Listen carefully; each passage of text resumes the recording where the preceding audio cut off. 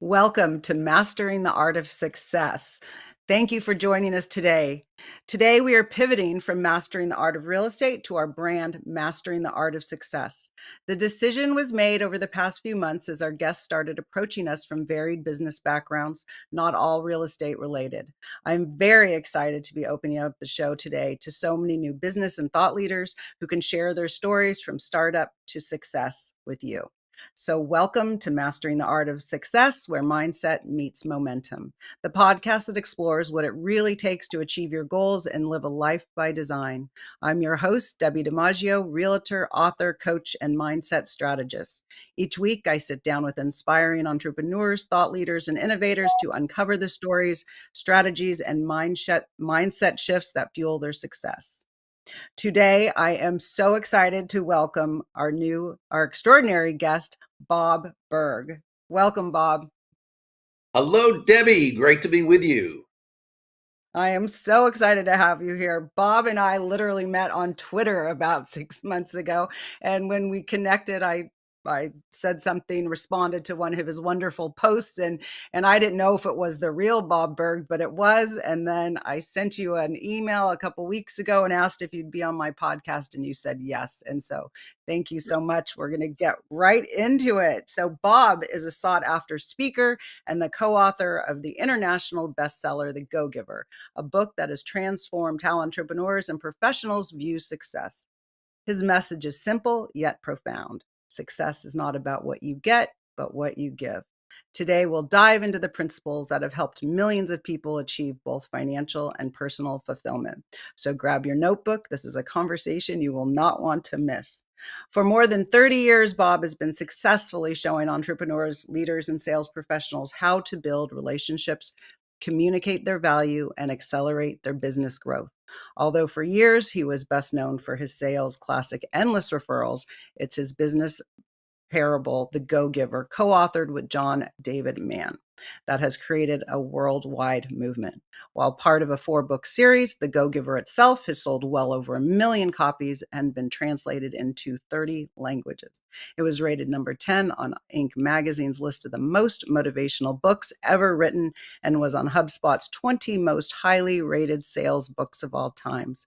Bob is the creator of Go-Giver Academy, online learning portal featuring the Go-Giver Success Vault, which includes all of his online courses as well as additional business building resources. He also publishes the very popular Daily Impact email. Both of these can be accessed at his website, which is burg.com. He is an advocate, supporter, and defender of the free enterprise system, believing that the amount of money one makes is directly proportional to how many people they serve. He is also an unapologetic animal fanatic and serves as part of a South Florida rescue, foster, and adoption organization. Welcome, Bob. So Debbie, excited to have you. thank you. Great to So, be with you. Bob, I always like to start with where did you come from and how I want to know how Bob Burg became Bob Burg. So, start from where you grew up and how did you get, what was the evolution before you got to all of these books and what you did after college and, how you were raised, what your family and upbringing was like. I'd love to hear the story. Well, I was very fortunate to have two great parents who set a fantastic Nice. example. So that certainly was very, very helpful. My business career began, I was a broadcaster first for was a sportscaster on radio, and then I was a television news anchor for a very, very small affiliate, ABC affiliate out in the Midwestern United States. But I really wasn't that good at it. I was better on radio than I was on TV. I guess as the old joke goes, I had a much better face for radio, but on TV, I did sports on radio, and I that was kind of my wheelhouse. I wasn't really a news guy, but it was the only job opening, and so that's why I took it. But anyway, before long, I wasn't a broadcast news broadcaster anymore, and I graduated into sales. But I had no experience in sales, no formal training. So for the first few months, I really floundered. I could knock on doors, I could make phone calls, I didn't do them well, but I did them right. Uh, but I didn't know what to do. So and really the company where I was working, their sales training, one might say, was sort of negligible. It was pretty much go out there and sell. Okay.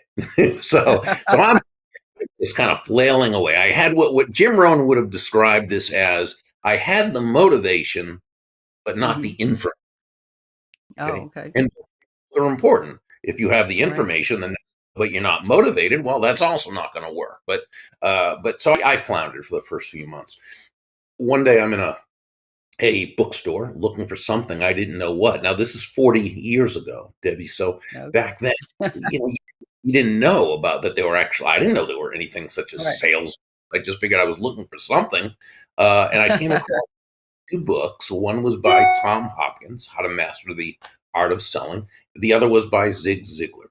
Of Oh, yeah. course, Hopkins and Mr. Ziglar, two of the icons in the sales space.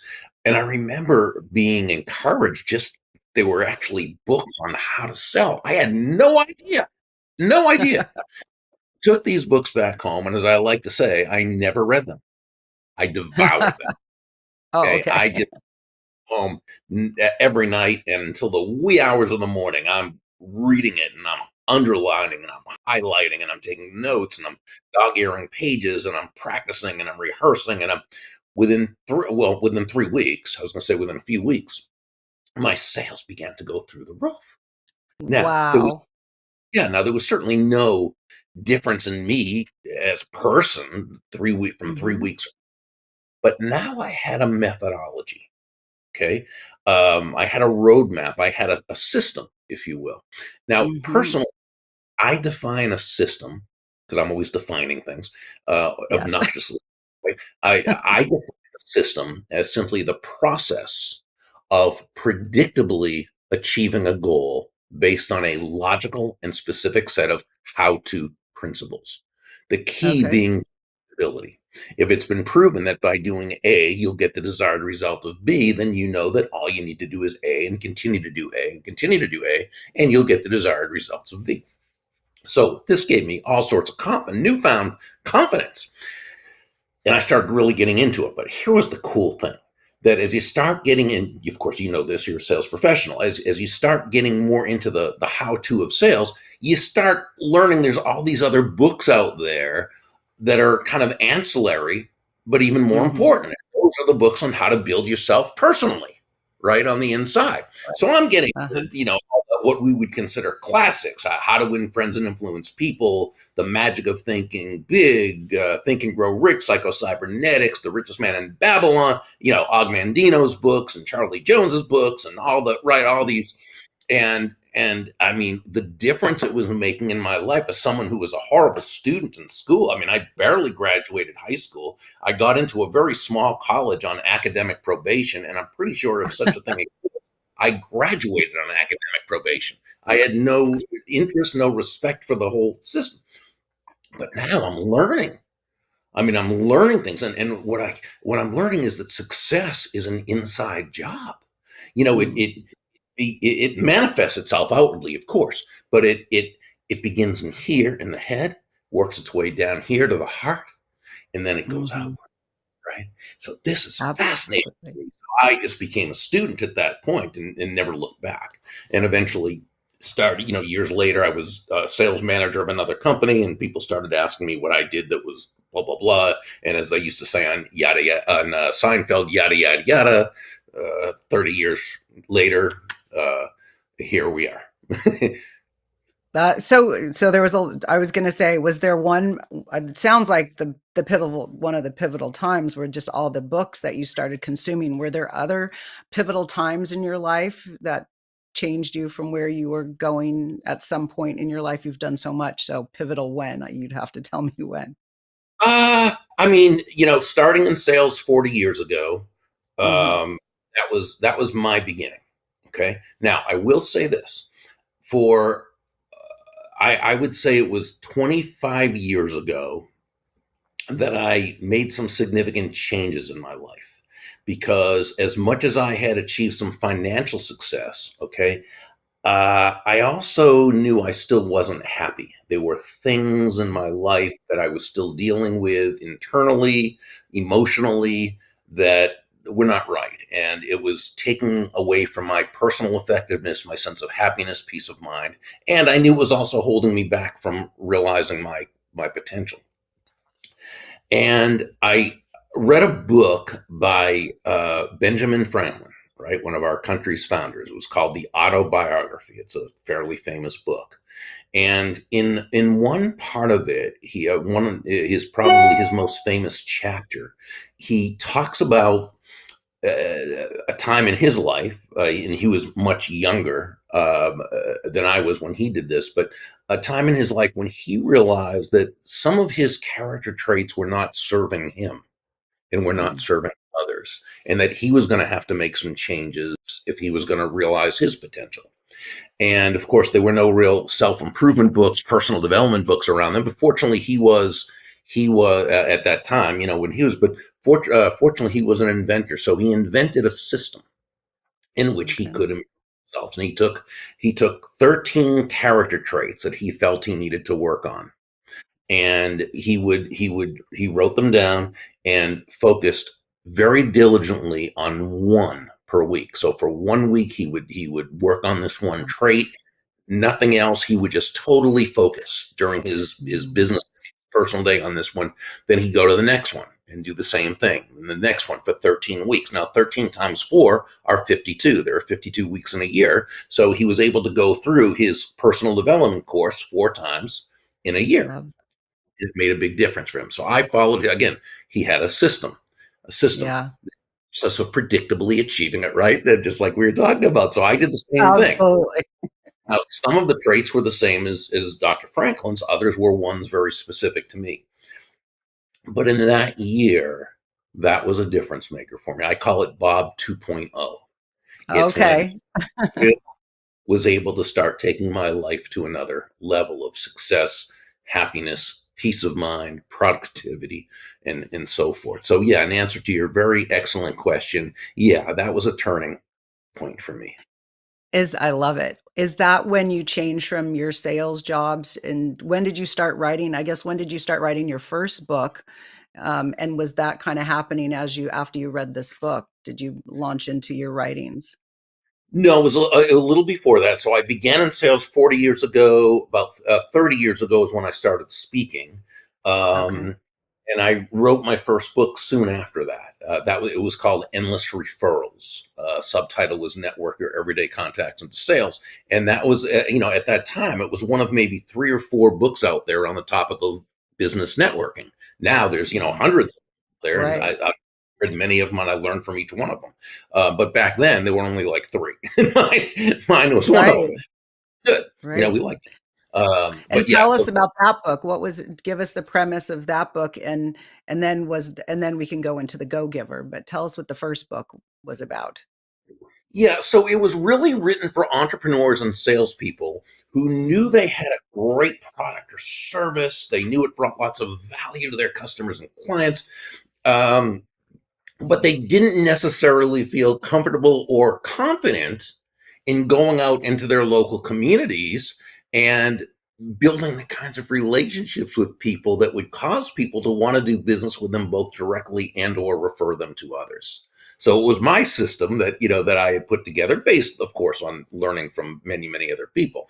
The basic Sure. premise, something I've been saying for years and years and years, uh, is that the basic premise was that all things being equal, people will Mhm. do business with and refer business to those people they know, like, and trust. Yes. And everything about the book was to help that person who, again, didn't feel they necessarily had that outgoing personality, to be able to help them Mhm. to do it in a way that was very comfortable for them and very confidence building for them. Love it. That's amazing. So now then you wrote The Go-Giver. How did that start? How did that come about? Because you have a co-author, and then let's talk about the 5 laws of the book. Yeah. So I had a basic idea for the Go Giver, to take some of the principles and endless referrals, put it into a parable, but it was not developed. I mean, at all. It was just a very sketchy outline draft. But I had fortunately met this guy named John David Mann when I was writing a monthly column for a magazine. He happened to be the editor in chief. A great guy, even back then, and this guy's had so many. He's co-authored so many bestsellers at this point. It's off the charts. This guy is so good, but back then he was known only within a specific niche of people. And personally, I was one of them who knew who he was. And so as I got to know him through his, he edit my materials, and he was always excellent at it, but he was always very humble and very kind and very, he's, I thought, I would love to have John write this book with me, and him really being the lead writer. Yeah, I'm a how-to author. You can probably tell I'm step one, step two, step three. That's how I am. And so, but John's a brilliant storyteller. And I asked him if he would be interested in this. And fortunately, after we actually, what happened was, even back then he was really too busy doing what he was doing to work on this. But he said to his back then his fiance, now his wife Anna, he said, I don't really want to do this, but it's Bob. I mean, how can I just say no to him without just, and that's where, the know, like, and trust comes in. That's where the relationship Right. really comes into play. Absolutely. They're over visiting her mom, who had a place at the time over on the west coast of Florida.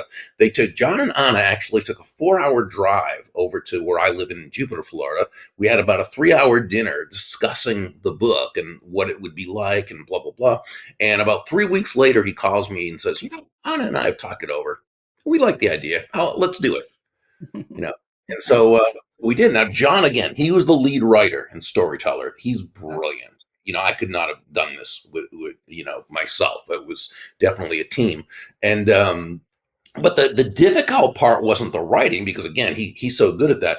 The difficult part was that our agent, in shopping the book to the New York publishing houses, we got rejected 24 times before the 20 Wow. said yes and picked it up, and they turned out to be the perfect publishing partner. They were, Right. still are. And so everything happens when it's supposed to. Right. Exactly. Right. I've heard stories where people 80 times not getting picked up, and then it gets so staying with it, sticking with it, I think for sure is Hey, something that yeah, people have to do. No matter in business or whatever it is they're doing, you have to stick with it. And I was one of the guests on my podcast. She said, "No means next," and I thought, wow, that is such a great nugget. No means next. So give us a little. I know about the Go Giver because I read it and then I gave it to my son and his girlfriend, and I good love it. to know Um, that. yeah, it was great, and someone gave it to me, and I don't know, maybe when I joined BNI, they might have sent it to us, or somehow I ended up with the book. Like all things, I always say coincidence, I think not. It was all of a sudden it was there, and I read it, and I was like, "This book has to be passed on to everyone to read." I just thought it was wonderful. So for the people who don't know, it sounds like can't really hear. For the people who don't know about the Go Giver, give us a little outline of what it is exactly.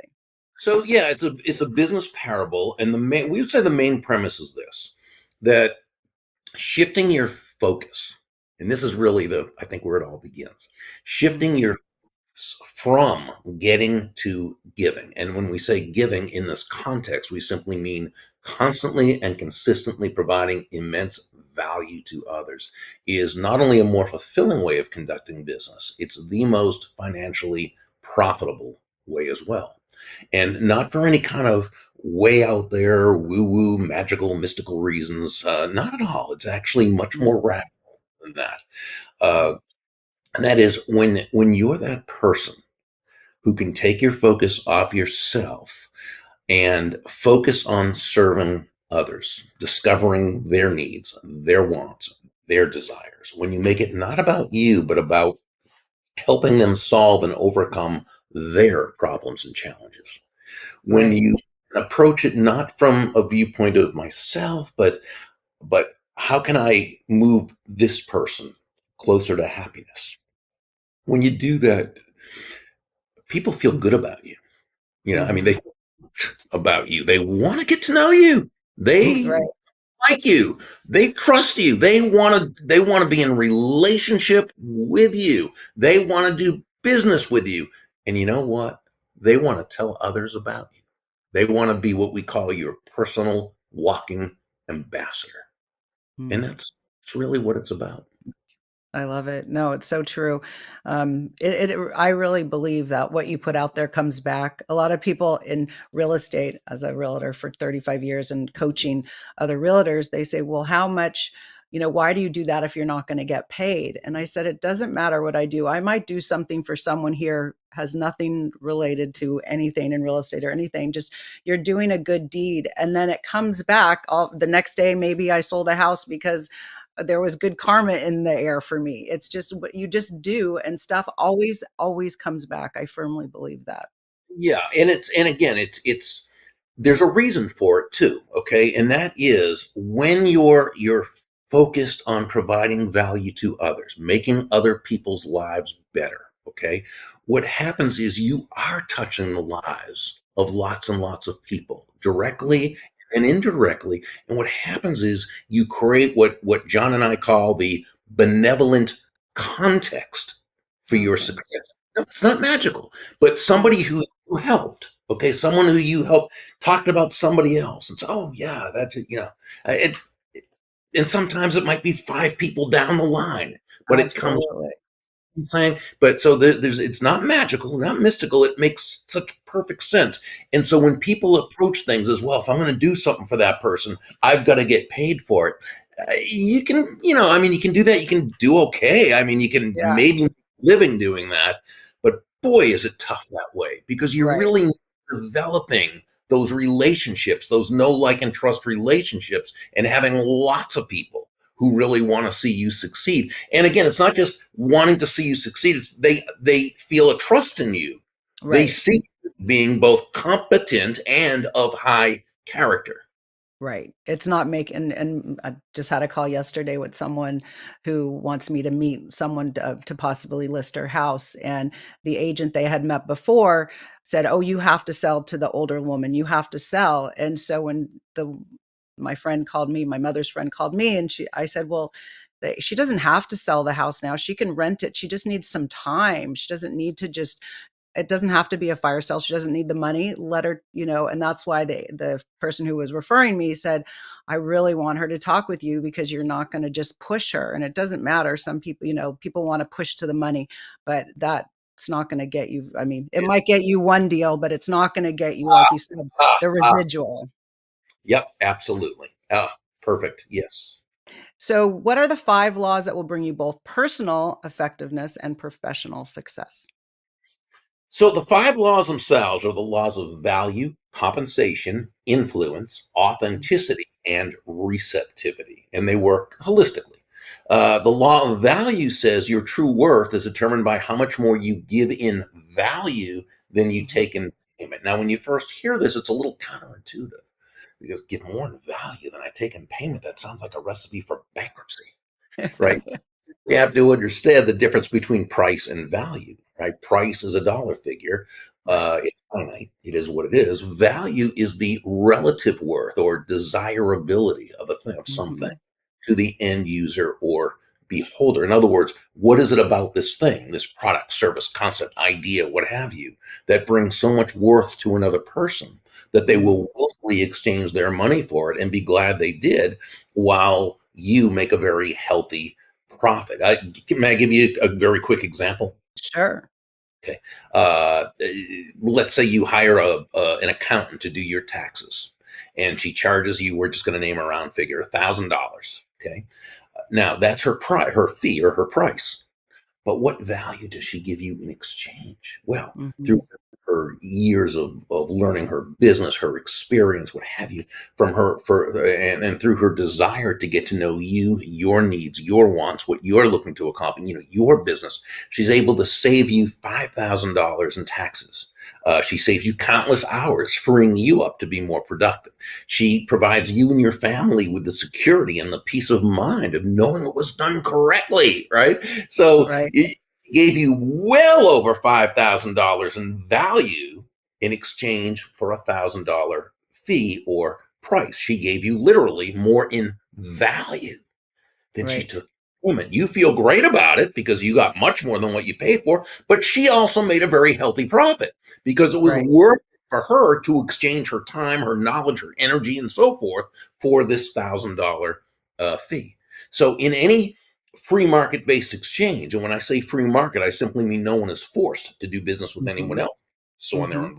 So in any free market based exchange, um, there should be at least two profits, right? The or the customer profits and the business owner profits. The buyer and the seller both profit because both come away better off afterwards than they were Mhm. before. That's basically Absolutely. the law of value. Now, of course, it goes much deeper into how to Right.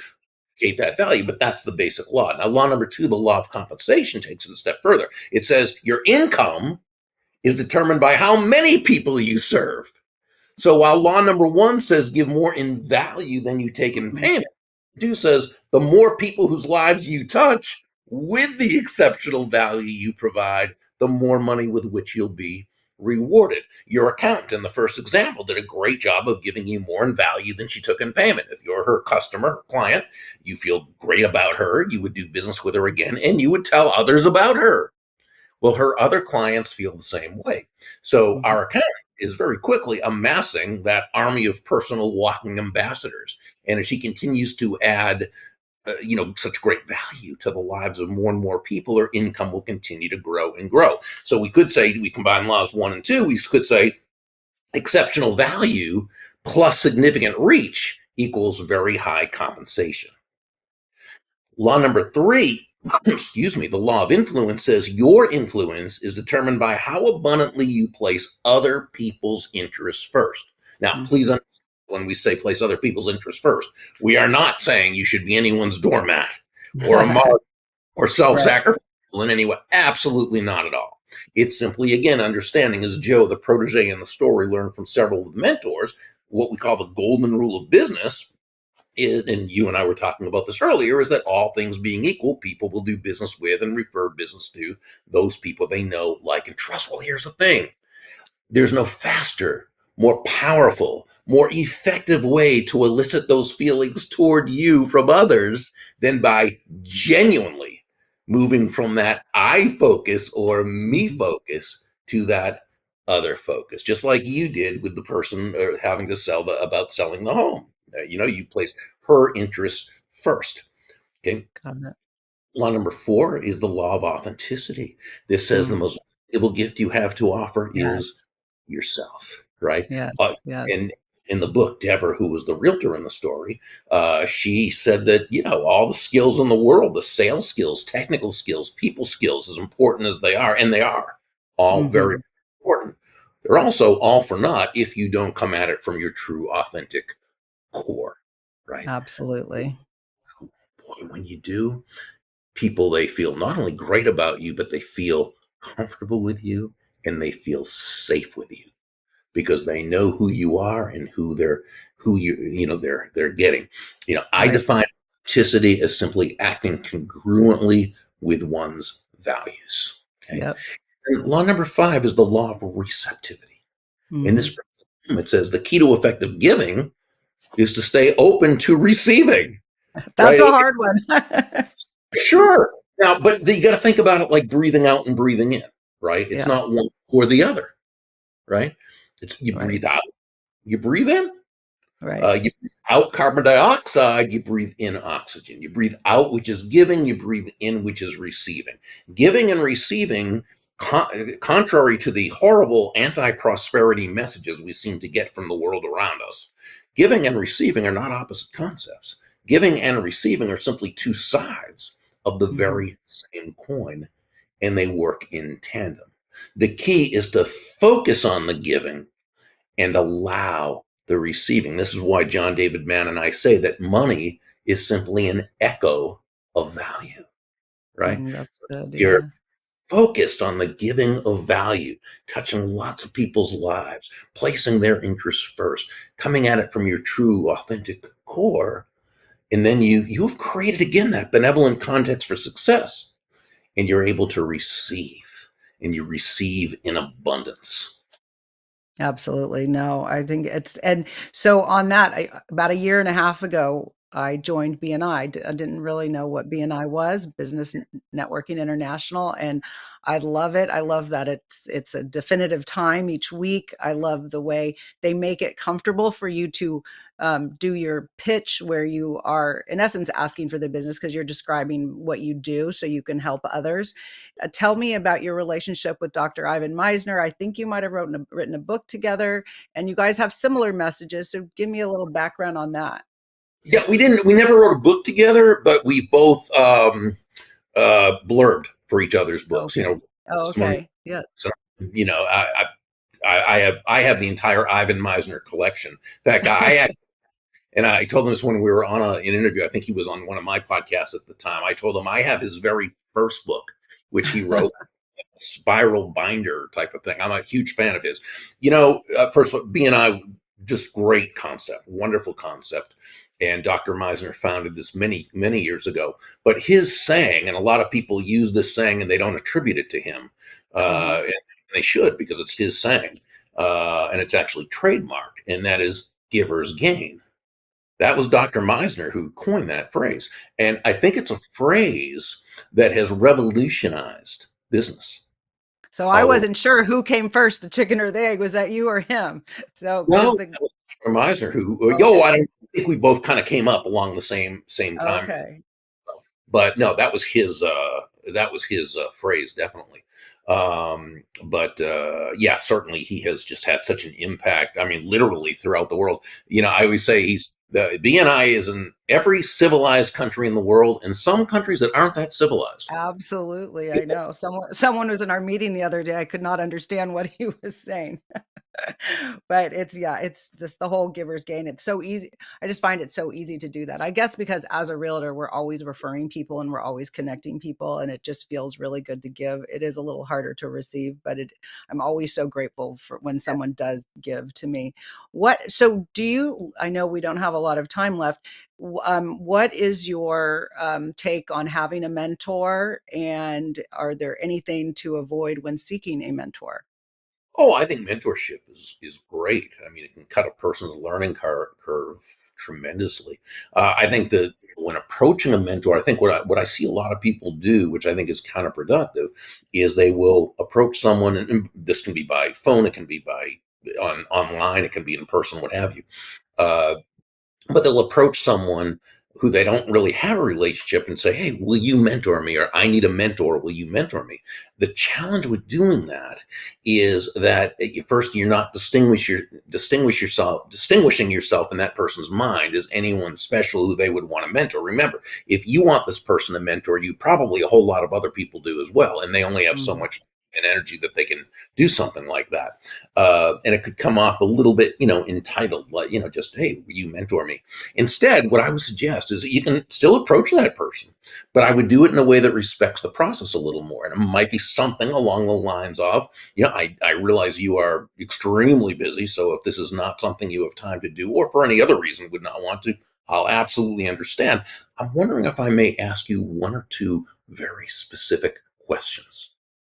What you've done here is, first, you've respected the process, you've respected them. You're communicating that you understand it's a big ask. Okay. You also gave them an out or back door, which is very important. You let them know up Mhm. front if it's something they'd rather not do, or you'll absolutely understand. And people look for that because it shows them, yes, this person respects my time and isn't gonna. But then the third thing you did, which is so important, is rather than just "will you mentor me," which is sort of like saying, "Hey, I know you don't know me from a hole in the wall, but would you share 40 years of your life experience with me?" Rather than saying that, you said, "May I ask you one or two very specific questions," That's which good. said to this person, "Okay, this young man or young woman, they know what they want. They know what they're looking for. They have an agenda in this Right. case." Right. Right. So it causes them to feel you've made the process very comfortable. You've made it very easy for them to say yes. So Right. typically they'll say, "Yeah, sure, go ahead. Yeah, can I?" Now, not everyone and not everybody, but it doesn't have to be, right? Right. So what you Absolutely. want to do is, ask. your couple of questions, research them first thoroughly to make sure you don't ask something that could have been answered by through simple research. But don't take up much of their time. At the end of the conversation, thank them profusely. Let them know that you're going to use their information right away. May I get back to you and let you know how, oh, yeah, please keep in touch. Let me know. Immediately after the call or the in person visit or the Zoom, whatever it happens to be, write a handwritten, Mm. personalized note of thanks, not a text, not an email. And you're going to put this in an envelope. You're going to hand stamp it with a regular stamp and send it to them. And it just simply says, dear, whatever the person's name is, thank you Yeah. so much for taking time out of your schedule. Your wisdom is priceless, and I will apply it right away. Will let you know of my progress. Again, many thanks. Best regards. Right. Boom. Send it Uh, right out to them. You've just distinguished yourself from Right. everyone else that doesn't do that. So you can also, if you know their favorite charity, which you can find out again, just researching them or Totally. asking their admin, uh, send, make a small, it doesn't have to be anything big, but a small donation in their name. It'll get back to that person. And again, you're not doing it to kiss up or anything, but simply to Great. let them know you want to add value to them in whatever way you Right. get. You're positioning yourself as someone for them to invest their time and energy and wisdom in. Now, No, I you love to hear it back. It's nice to hear when someone says they used your advice. Then you feel like it was worth you giving that advice and trying to help them, and if it worked, it feels great. So I agree with you. It's And in wonderful. time, if a mentor protege relationship is supposed to occur with this person, it will. It may be that there's only one or two conversations with this person and you come across someone else. What you'll find is if you follow that methodology for doing that, you're always going to have people you can reach out to that will help you along the way. And of course, your goal is to do the same for others as you become more successful. And boom, I'm sure you have met Absolutely. people that be asking you all the time, for advice and a Right. mentorship. Right. And you work with those that you work with. And the best thing that can happen is for you is to see them be very successful and then for them to mentor others. And it just goes on and on. Absolutely. One last piece of advice. What would you give to your younger self or a new person coming up in business? Oh, to my younger self, my 22, 23-year old self, very easy, and that would be Bob Burg, shut up. Stop talking and listen, because everything you think you know is not so, and you think you know it all, and you don't. And, I only hope I would have listened to myself, but I don't think I would have. No. Well, I am just thrilled and honored that you accepted my invitation, and I look forward to continuing a relationship with you and to diving into all of your books. Thank you so much, Bob, for your time today on my first episode of Mastering the Art of Success. Very grateful. Thanks for having me. Thank you. Tune in each week for another episode of Mastering the Art of Success with host Debbi DiMaggio. Thursdays, 2 p.m. Eastern. Real stories, real strategies, real success.